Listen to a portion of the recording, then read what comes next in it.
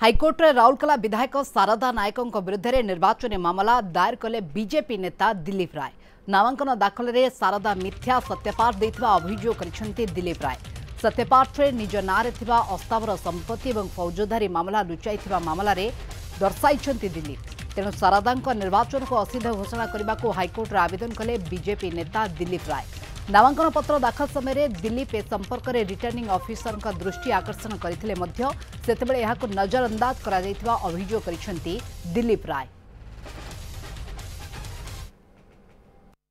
आज वरिष्ठ बीजेपी नेता दिलीप राय 12 राउरकेला विधानसभा आसनरू जीतिथिबा शारदा प्रसाद नायक बीजेडी प्रार्थी एगेन्स्ट गोटे निर्वाचन मोकद्दमा दायर कर मान्यवर उच्च न्यायालय सामने से